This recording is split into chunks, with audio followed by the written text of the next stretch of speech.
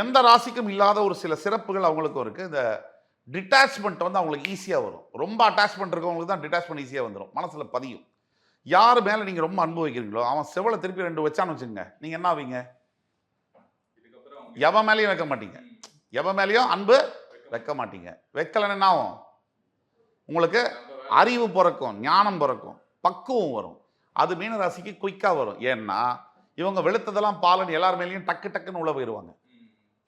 ஏன்னா இவங்களுக்கு வந்து பார்த்தீங்கன்னா நீங்கள் வந்து சாட்டிஸ்ஃபேக்ஷன்ன்றது ஒன்று, கண்டென்மெண்ட் அப்படின்றது ஒன்று இருக்குது. இந்த கண்டென்மெண்ட் இருக்கு இல்லையா, அது திருப்தின்னு சொல்கிறோம். அதை திருப்தி அடையிறது. சாட்டிஸ்ஃபேக்ஷன் வேற, கண்டென்மெண்ட் வேற. நான் அதை புரிஞ்சுக்கிட்டோம். இதை நீங்கள் கோன் ஐஸ்கிரீம் வாங்கி கொடுத்தீங்கன்னா சாட்டிஸ்ஃபேக்ஷன் ஆகிற, ஆனால் திருப்தி இல்லை எனக்கு. அப்போது அந்த திருப்தி வரணும்னா ஒன்று தான்.